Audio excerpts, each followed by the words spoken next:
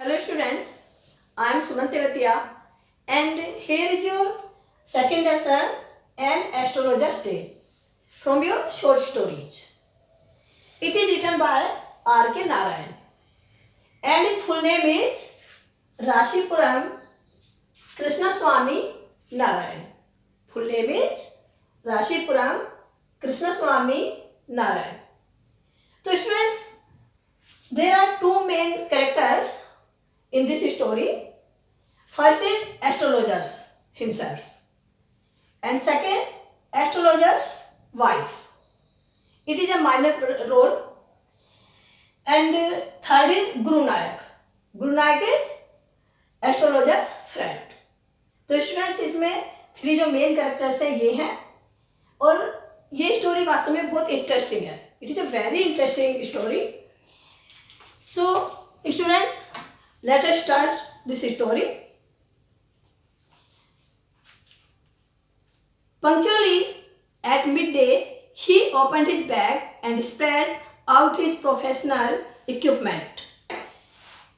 किसके बारे में बताया यहाँ पे? एस्ट्रोलॉजर्स डे में. एस्ट्रोलॉजर के बारे में बताया, यानी कि एस्ट्रोलॉजर्स डे क्या मतलब? एक ज्योतिषी का दिन. ठीक. पंक्चुअली मीन्स डेली की तरह, जैसे नॉर्मली डेली होता था ऐसे ही पंक्चुअली एट मिड डे ही open his bag and spread out his professional equipment. तो क्या किया उसने कि डेली की तरह मिड डे मीन्स नून, यानी कि दोपहर के टाइम में उसने अपना बैग खोला.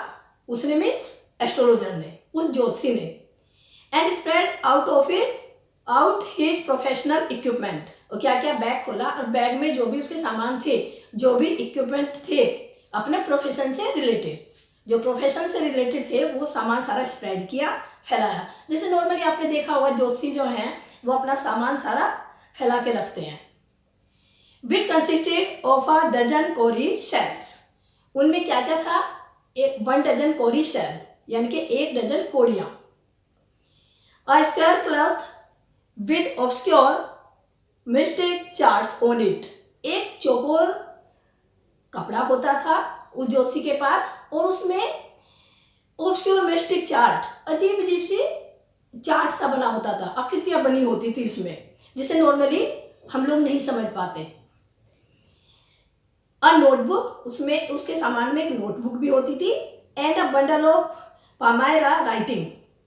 और पामायरा राइटिंग होती है जो ज्योतिषी के लिखने वाला सामान होता है, उसमें एक बंडल उसका भी होता था.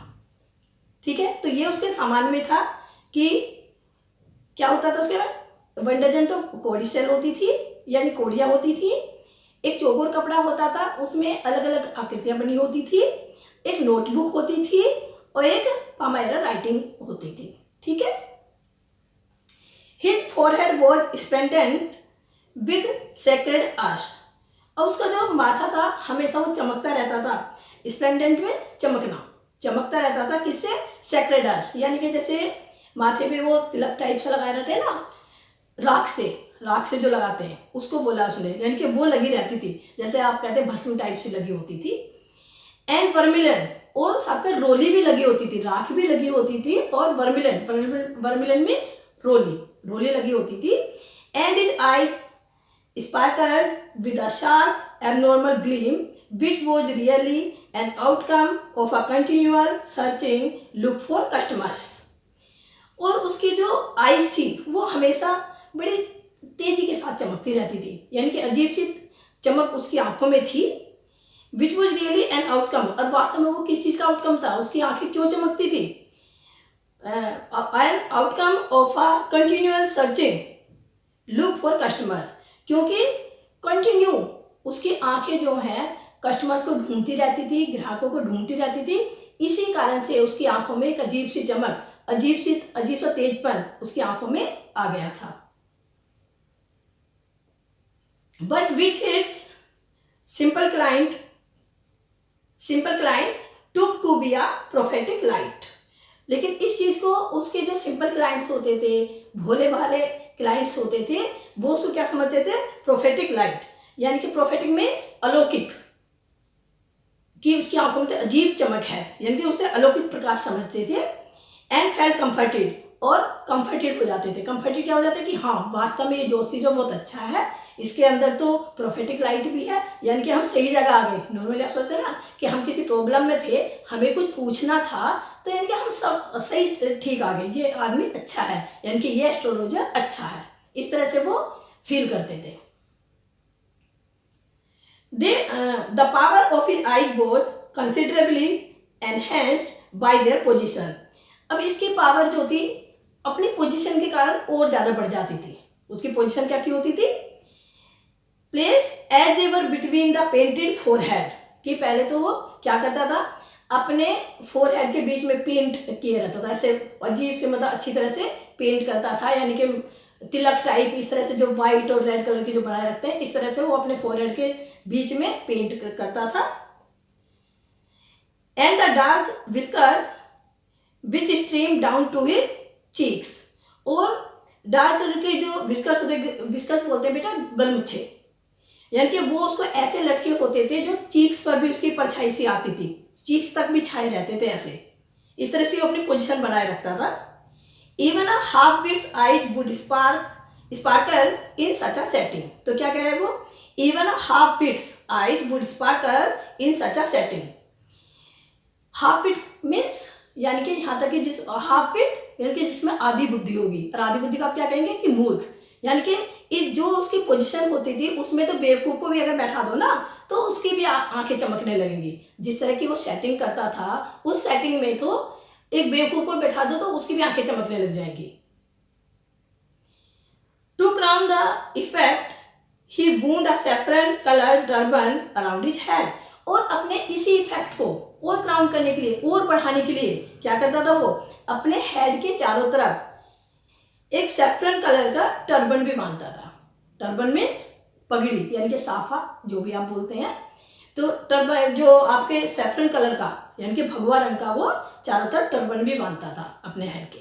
ठीक, this colour scheme never fail, और ये कलर स्कीम इसकी इतनी अच्छी होती थी कि कभी ये बेकार नहीं जाती थी, कभी फेल नहीं होती थी। इट मीन्स कि वो वास्तव में उसकी जो पोजीशन थी, उसकी जो कलर स्कीम थी, उसमें वो एकदम पक्का, जिसे आप कहते हैं ना, बिल्कुल एस्ट्रोलॉजर जैसा ही लगता था, यानी कि बिल्कुल ज्योतिषी जैसा ही लगता था।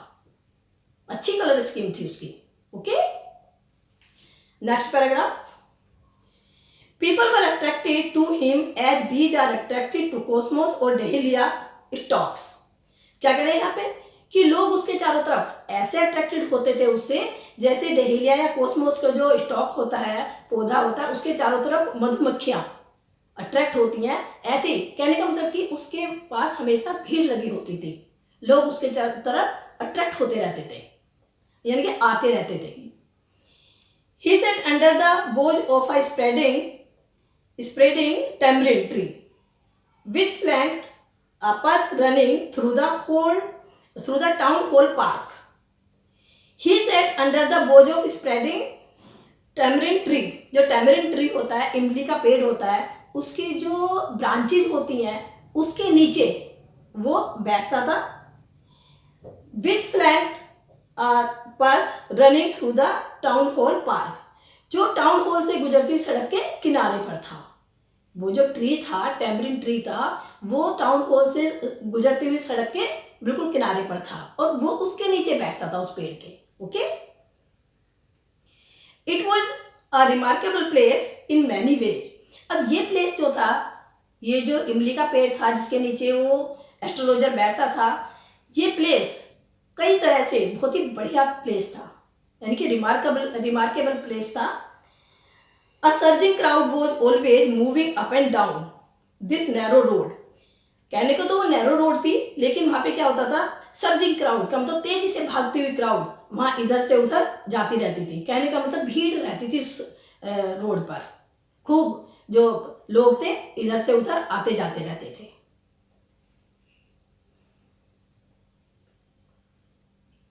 मॉर्निंग टिल नाइट, कैसे, सुबह से शाम तक, यानी कि सुबह से शाम तक उस रोड पर भीड़ रहती थी, लोग आते जाते रहते थे।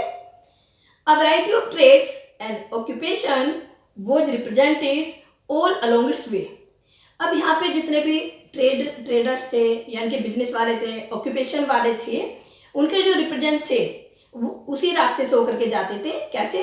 जैसे मेडिसिन सेलर्स, भाई मेडिसिन है किसी का बिजनेस, तो medicine sellers, sellers of stolen hardware and junk. अब देखो, sellers of stolen hardware and junk, यानी कि जिसे आप बोलते हैं ना चोर बाजार, यानी कि जहाँ पे चोरी का सामान बिकता है, बेकार का सामान बिकता है, वहाँ पर भाई ये भी लोगों का अपना ऑक्यूपेशन है, वो भी काम धंधा है उनका।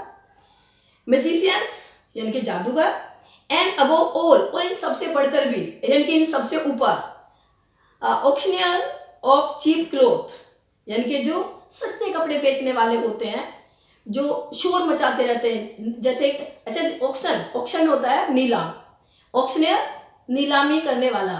तो क्या होता है, आपने कभी मार्केट में देखा होगा, जो वैसा मार्केट होता है, पैंट्स टाइप होती है, उसमें क्या होता है, वो सस्ते सस्ते कपड़े ढेर लगाए रखता है चीप क्लोथ्स के, और वो जोर जोर से बोलते रहते हैं, शोर मचाते रहते हैं, ले लो ले लो, इस तरह की साउंडो करते रहते हैं। तो इस तरीके से वहाँ पे था, who created enough in all day to attract the whole town. तो वो क्या करता है, जो कपड़े बेचने वाला होता है, कि जो लोग, टाउन के लोग वहाँ पर आते हैं, उन्हें पूरे दिन शोर मचा मचा के, आवाज दे दे करके उन्हें अपनी तरफ को अट्रैक्ट करता रहता है। ओके,